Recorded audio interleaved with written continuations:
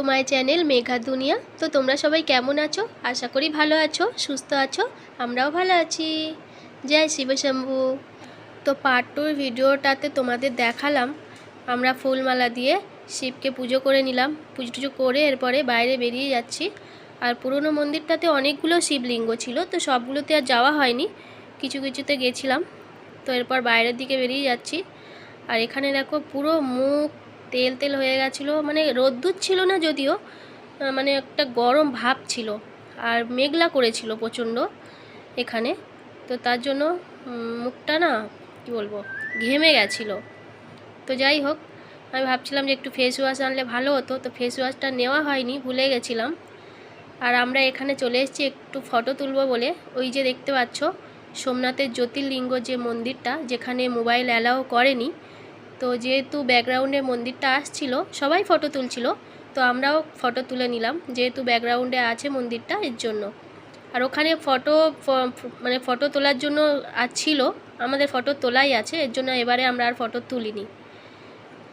তো ফটোটা তুলছিলাম। আর এখানে একটা অলৌকিক ঘটনা ঘটে, প্রত্যেক দিন ঘটে। এই যে মেঘ দেখতে পাচ্ছ, প্রচণ্ড মেঘ করেছিল।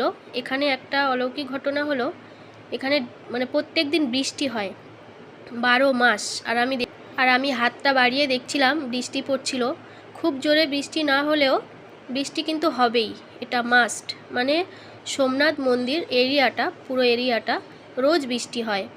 এই বৃষ্টিতে ভিজলে কারোর সর্দি কাশি জ্বর কিচ্ছু হয় না। তো এরকম একটা ভগবানের কিছু একটা ব্যাপার আছে, তার জন্য এরকম রোজ রোজ বৃষ্টি হয়। তো যাই হোক, এখানেও কিন্তু আশেপাশে অনেক দোকান বসেছিল। এই যে অনেক দোকান টোকান বসেছিল, ওই একই দোকান, শাঁখ এটা ওটা সেটা, অনেক রকম দোকান ছিল। তো এরপর আমরা চলে যাচ্ছি সমুদ্রের তীরে। পুজো টুজো দেওয়া হয়ে গেছে, এরপর যাচ্ছি সমুদ্রের তীরে। তো সমুদ্রের তীরে ভিতরে যাওয়ার জন্য ওখানে টিকিট কাটতে হয়, টিকিট কেটে ভিতরে ঢুকতে হবে, এমনি ঢোকা যাবে না। তো টিকিট বেশি না, 5 টাকা করে টিকিট মাত্র। এই যে এখানে এই যে দেখা যাচ্ছে লেখা আছে, এই যে। তো 5 টাকা করে টিকিট, পাগলা টিকিট কাটলো সবাইয়ের জন্য, মানে আমরা আলাদাভাবে 5 জন ঘুরছিলাম। তো 5টা টিকিট কেটে নিয়ে তো এরপর আমরা ভিতরে ঢুকবো। তো এবার আস্তে আস্তে কিন্তু মুডটা একটু ঠিক হচ্ছিল, কারণ না সমুদ্রের তীরে যাচ্ছি। তো তাও পাগলাকে তো রাগ দেখাচ্ছিলাম। তো সমুদ্রের তীরে যেহেতু যাচ্ছিলাম, মনে মনে একটু খুশি খুশি ছিলাম খুব।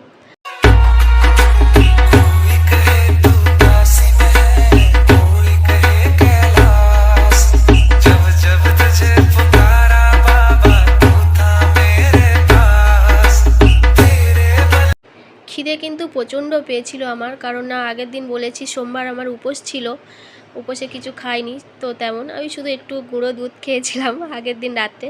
মঙ্গলবার এই বিকেল হয়ে গেল, এখনও পর্যন্ত কিছু খাইনি। তো তেমন খিদে পাইনি, ভগবানের কৃপা থাকে। তো যাই হোক, ভেবেছিলাম যে সমুদ্রের তীরে গিয়ে ওই যে ভুট্টা পুড়িয়ে বিক্রি হয় না, ওটা খাবো। তো আমি তো যেটা আশা করি সেটা হয় না, তো লাস্ট অবধি পাইনি যদিও। তো এবারে আমরা সমুদ্রের তীরে যাচ্ছি আস্তে আস্তে। আর পাগলা আমাকে মানানোর চেষ্টা করছিল, পাগলা ওর ফোনে ভিডিও করছিল আর ভিডিওর মধ্যে নিচ্ছিল আর আমাকে মানাচ্ছিল, রাগ ভাঙাচ্ছে। কিন্তু রাগ তো এত তাড়াতাড়ি ভাঙলে হবে না, না। ভিতরে ভিতরে আমি খুশি ছিলাম, কিন্তু পাগলাকে তো বুঝতে দিলে হবে না যে আমার রাগ কমেছে। তো যাই হোক, তো ভিতরে ভিতরে কিন্তু আমার রাগটা একদম কমেই গেছিলো, আমি ভিতরে ভিতরে খুব হ্যাপি ছিলাম। তো সেটা তো দেখাচ্ছিলাম না। তো যাই হোক, সেটা কিন্তু কিছুক্ষণের জন্য, যতক্ষণ সমুদ্রের তীরে ছিলাম ততক্ষণ। তারপরে কিন্তু যেমন কি তেমন হয়ে গেছিলাম। আর পাগলা তো সমানে আমাকে হাসানোর চেষ্টা করছে, কথা বলানোর চেষ্টা করছে, বাট আমি তো বলছিলাম না। তবে সমুদ্রের তীরে গিয়ে আমি কথা বলেছিলাম, পাগলাকে দিয়ে ভিডিও বানিয়েছি, অনেক রিলস বানিয়েছি।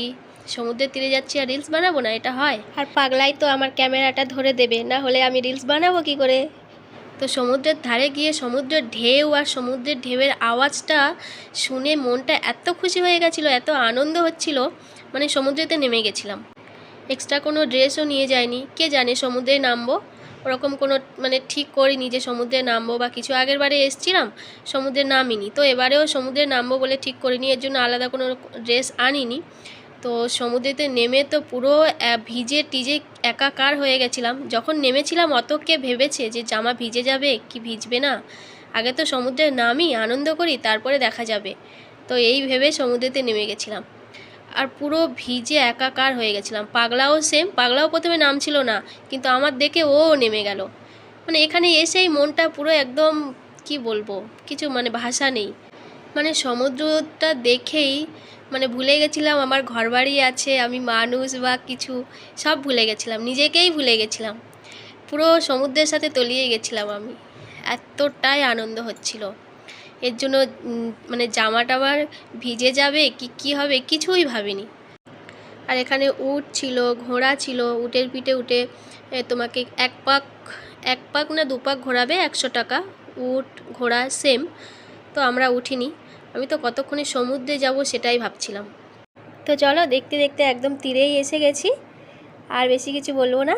এবার তোমরা সঙ্গে থাকো আর দেখতে থাকো, আর আমরা কেমন এনজয় করছি তোমরাও এনজয় করো।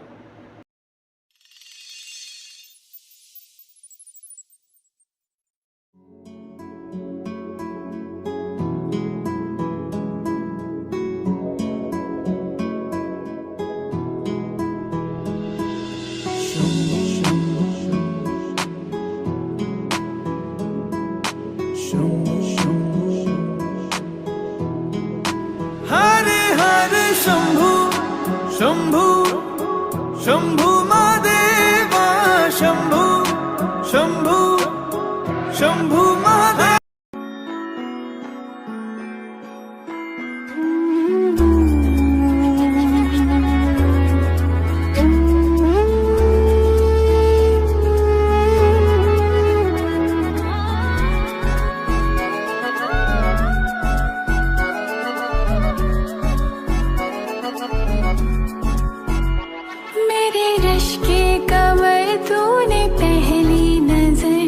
जब नजर से मिलाई मजा आ गया, मेरे रश के कमर तूने पहली नजर, जब नजर से मिलाई मजा आ गया। मेरे रश के कमर तूने पहली नजर, जब नजर से मिलाई मजा आ गया। बरक सी गिर गई काम ही कर गई, आग ऐसी लगाई मजा आ गया।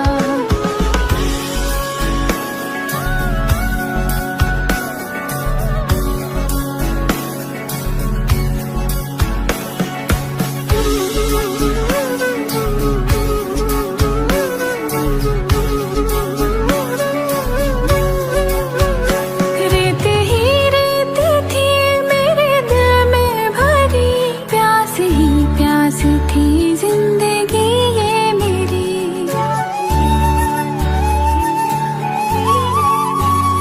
रेत ही रेत थी मेरे दिल में भरी, प्यास ही प्यास थी जिंदगी ये मेरी।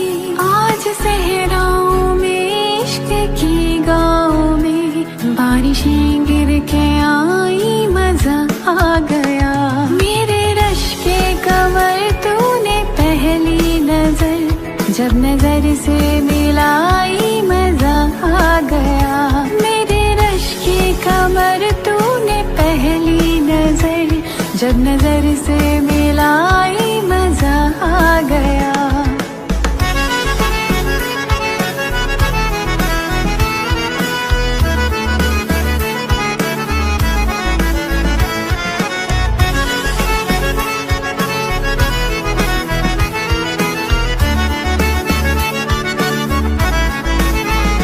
आँख में थी हया हर मुलाकात पर, सुर्ख आरिज़ हुए वस्ल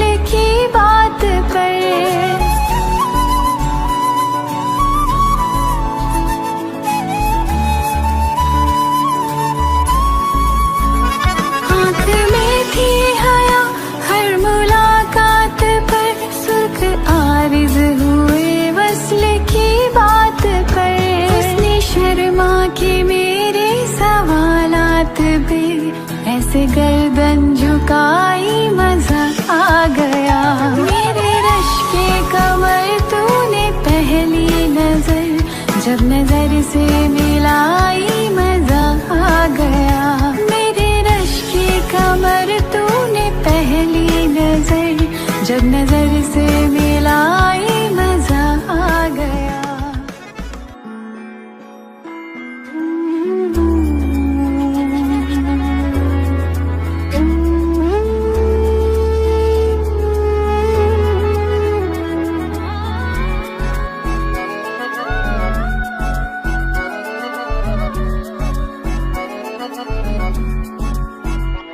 मेरे रश के कमर तूने पहली नजर, जब नजर से मिलाई मजा आ गया।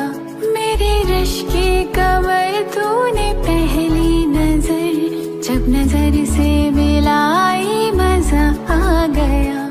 मेरे रश के कमर तूने पहली नजर, जब नजर से मिलाई मजा आ गया।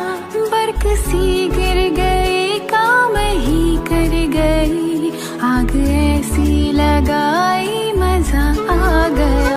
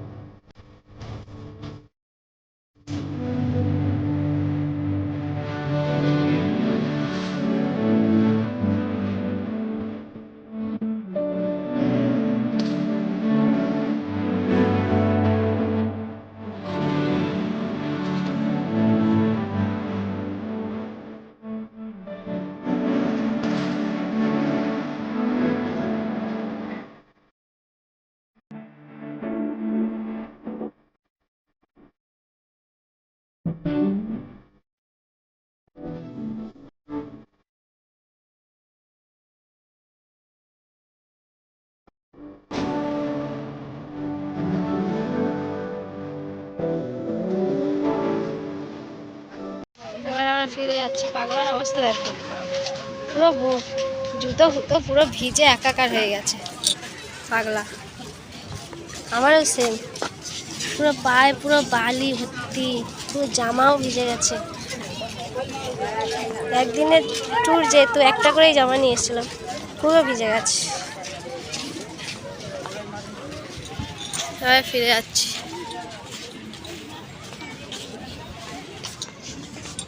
অবস্থা डबल गन कैसे रे? एक 20 वाला कर दो। कल मक्का खाবে না তোর? মনে করো 20 वाला। কোথায় দেখতে হবে যেতে যদি পাই তাহলে কিনে দিই। এখন যেটা পাচ্ছি সেটাই। দরকার নেই বুঝলে, ঘর দিলে দিলে চলবে। दाबेला चना। ये 20 वाला है, बहुत महंगा दे रहे हो। ये क्या है? नींबू। नींबू, ये नींबू। ऐसा नींबू है। সত্যি বলছি এরপর কিন্তু আমার প্রচণ্ড খিদে পেয়েছিল, আর আমি থাকতে পারছিলাম না। সমুদ্রে যতক্ষণ ছিলাম খিদেকে ভুলেই গেছিলাম, আর নিজেকেও ভুলে গেছিলাম, খিদেও ভুলে গেছিলাম, কিন্তু এখন আর থাকা যাচ্ছে না।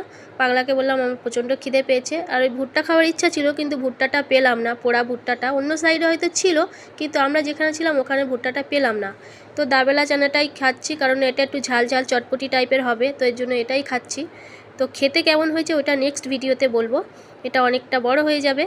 তো আজকের ভিডিওটা এখানেই এন্ড করছি। আমার ভিডিওটা তোমাদের কেমন লাগলো অবশ্যই কমেন্ট করে জানাবে, ভালো লাগলে একটা লাইক করে দিও। আমার সব বন্ধুদের, নতুন বন্ধু ও পুরনো বন্ধুদের সবাইকে অনেক অনেক ভালোবাসা। সবাই ভালো থেকো, সুস্থ থেকো। তো এখনকার মতো টাটা।